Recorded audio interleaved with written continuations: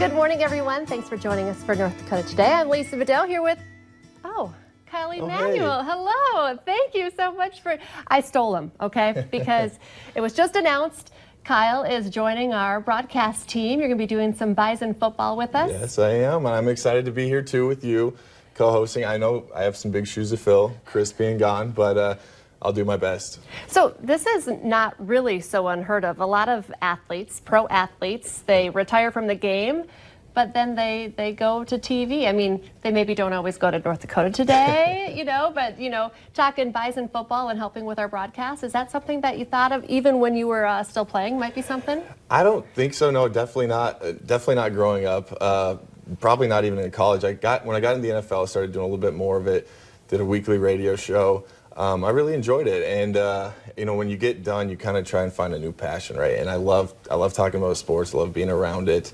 I love the Fargo area, so coming back here, getting this opportunity just seemed like a good fit and something that it's kind of easy for me to transition into the next stage of my life. Okay, so I was working on this over the weekend because when you were at the station a couple of weeks ago and I was introducing you to people, the best I could come up with was he's kind of a big deal.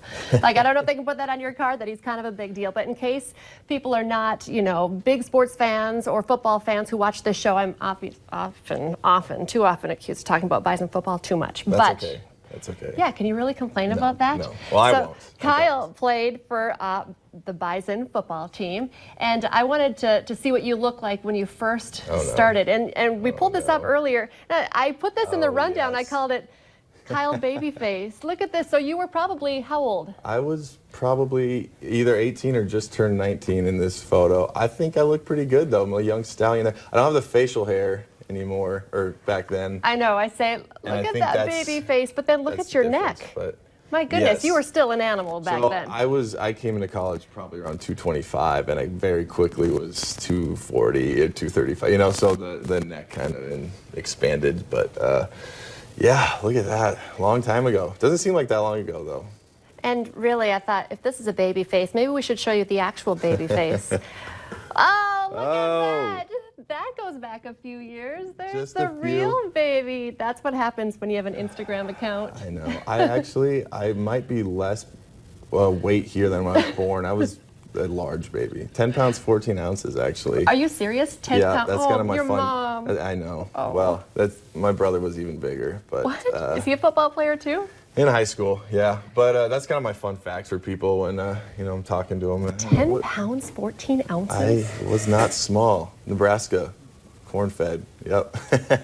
You know what? One of the first times I met you, because actually you've been on North Dakota Today. I feel like that would be a highlight of your life, but it's not. It was just of my life. So you're from Nebraska. I feel like every time I tell people about meeting you, I'm like, he's from the Midwest. You can tell he's just a good old, one of us. Do you feel like that's why you've moved back here, at least for now? Yeah, absolutely. I didn't know exactly where I wanted to be, but I knew I wanted to be back in the Midwest. For me, it's all about the people and the community and things like that. And nothing against California. It's a beautiful place, and I loved my time there. But this area in Fargo, Nebraska, it's always felt like home to me.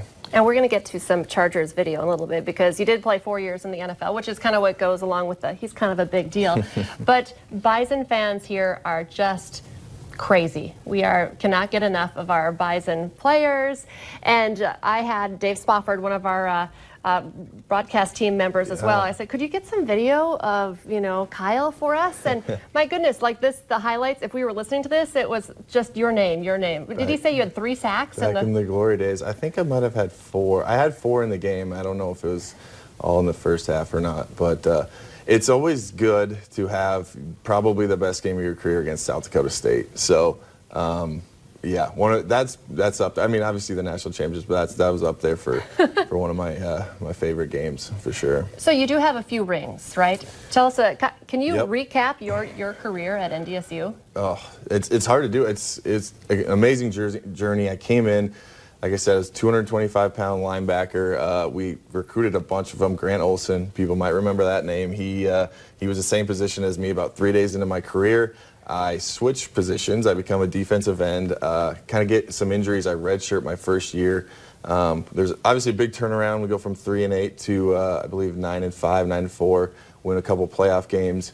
And then you win more national championships than you lose over the next 4 years. 58-3, I believe, was our record. It's unbelievable. It's you can't possibly imagine that. You know, when you pick a school and you go to play college football. I was just hoping to have a little bit of success. You know, I came from a high school. We didn't win a ton of football games, so to have that kind of experience, it was unbelievable. Now, I just want to touch on this because I don't want to get too into the weeds, but you were in the transition years as well from Bowl to Kleiman, and now we're going, you know, again, Kleiman has left and moving to a new coach, and that really just shakes up the fan base. You still are very confident. Yeah, absolutely. I've talked to people about it, and I've mentioned, they're basically going through the same thing we did. And a lot of people doubted us. My senior year, we lost a bunch of seniors. We lost our athletic director, head coach, a bunch of assistant coaches, and a lot of people doubted us. And but I think because of that, I think less people are doubting him now. I have all the confidence in the world in Coach Entz. I got to work with him for a year. He's a great guy, even better coach. Well, better person than coach, but he's a great coach, great guy to be around. I think the program is in good hands. Now, the saying at NDSU is you don't, rebuild, you reload, and I expect them fully to do that again this year.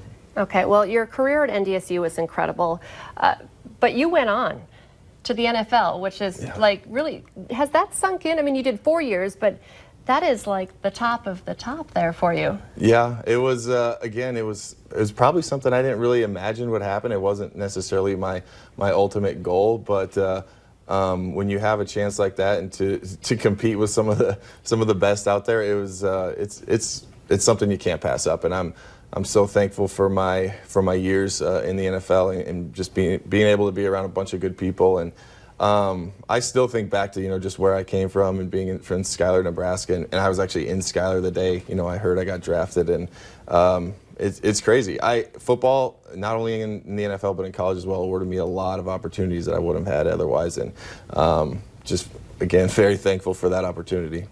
And so what was your time out being a Nebraska boy, then going to school in Fargo, North Dakota, and then, out to, San Diego. Well, it wasn't San Diego at first. It was L.A. San Diego first. Oh, San Diego, and then L.A. L.A. What I always tell people is Orange County, really. If you live in Southern California, you know that the people in Orange County don't like to associate themselves necessarily as living in Los Angeles, even though they're connected. Oh. But anyway, so yeah, our facility moved to Orange County. That was a whole process. But being in Southern California, I was told it was awesome, especially just for that time period of my life. I don't know when else I would have been able to live out there, or why I would have moved out there, and the weather and the beaches and everything was it was awesome to be around. Very thankful I got to live out there, but I'm happy to be back. Okay, when you were on North Dakota Today a few years back, we were talking a little bit about your opportunity to sack Carson Wentz. Yeah, I failed. Didn't happen. Only got one chance, and that was the best Eagles team so far, easily. They won the Super Bowl that year. We had a couple of good pass rushers, Joey Bosa and Melvin Ingram, so they took a few of my chances, all right? But I actually do remember one play. I had a chance. They forgot to block me, and Carson got the ball off pretty quickly, and I didn't even get close. But it was fun to at least be able to play against him, especially that year. He had a really good year, and the Eagles obviously did as well. Well, and you are still friends with Carson Wentz. Absolutely. In fact, he invited you to play on his AO1 charity softball game, which we've talked a lot about here on North Dakota Today.